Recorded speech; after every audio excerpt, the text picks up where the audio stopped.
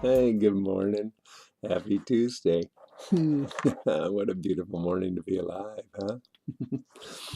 And this is take two. I was in the middle of reviewing my first take, and all of a sudden everything just went blank and I lost the show. So I'm recreating it now.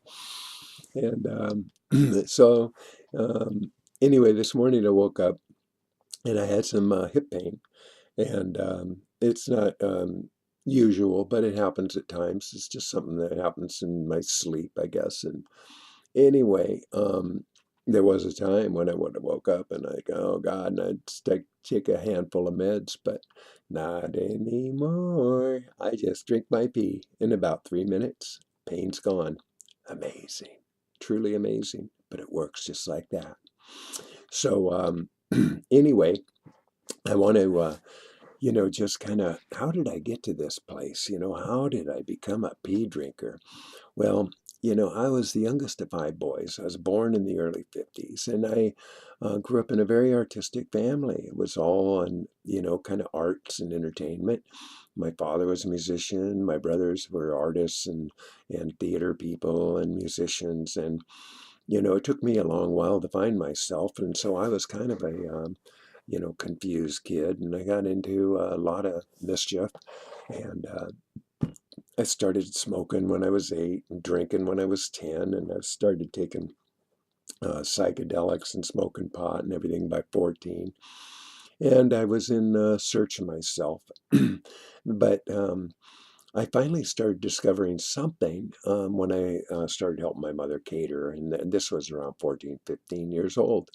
And so when I found myself in food, I found an art outlet. I discovered a creative part that I didn't realize. So I kind of excelled in that. At 19 years old, I was already chefing a restaurant in New York, and I was running hotels and whatnot. And so, I had kind of a weird and interesting life that I'd always been like outside. I was an outsider.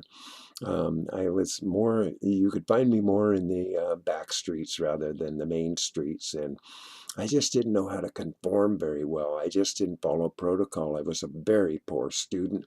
I really couldn't pay attention. I was daydreaming all the time.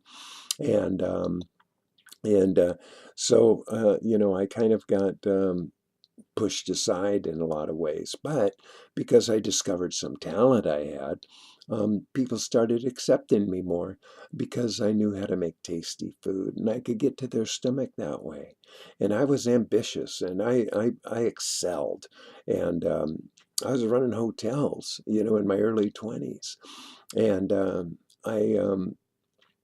I always wanted to have a cooking show.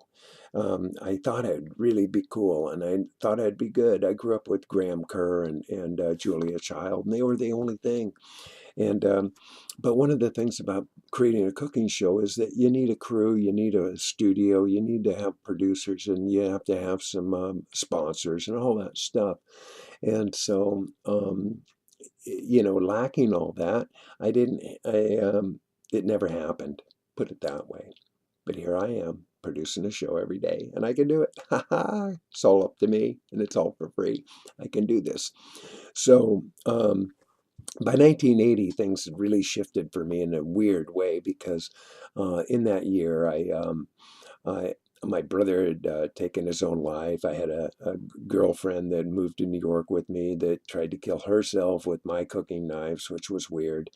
I did the S training, which opened my eyes and opened my mind and changed a lot of things. And I found the Amway business, and I excelled in the Amway business. I went from being a long-haired roller skating free spirit to wearing suits with a haircut and talking to thousands and thousands of people about how they can go diamond and become free people.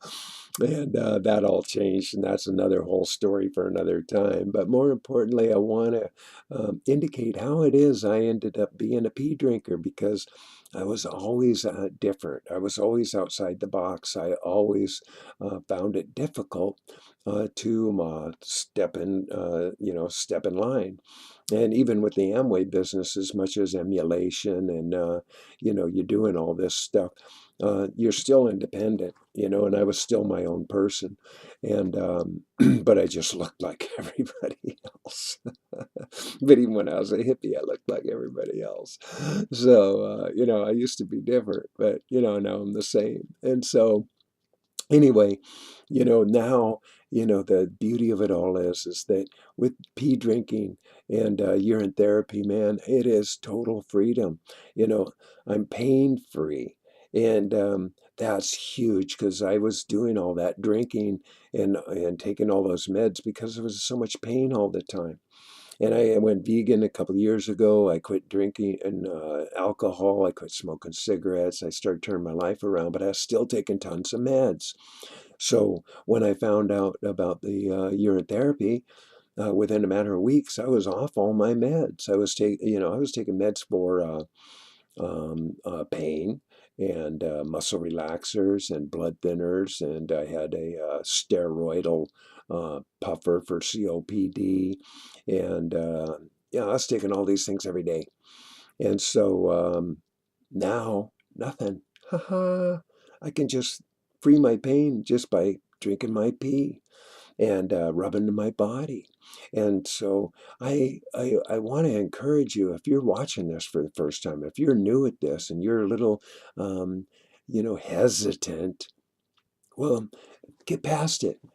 Learn as much as you can. It's just start doing this. Pee drinking is amazing. I tell you what, I've never felt this good in my life. Never, never, never felt this good in my life. Yeah, my heart is open, my mind is open, my eyes are open, my body's pain free. I feel like a child. I'm completely full of wonder and enthusiasm every day. I wake up excited, and my mind is just moving in creative fashion. I just have so much fun every day. And I really do attribute it to pee drinking. It turned my life around. I was getting on the right track by going vegan and quitting drinking and quitting smoking. Those were all good things. I was starting to lose some weight there, and that felt good. But nothing changed me like drinking pee. It just changed everything. And so for this, I am grateful. It is a miracle, and it is our own gift, and it does live right inside of us. We were designed to have this gift, and the sooner you discover it and the sooner you apply it, the sooner you're going to feel awesome. So, anyway, I really am excited this morning. I wrote this piece here about an hour or two ago, and I'm going to share it with you now. It's called My Spirit is Free, and it goes something like this. I used to be different, but now I'm the same, and will continue to do so regardless of change. I'm not good at conforming or standing in line. No, marching in line. I'm not good at conforming or marching in line. I listen in silence to open my mind. Trusting my instincts, my spirit is free. As I reclaim my body, recycling my pee.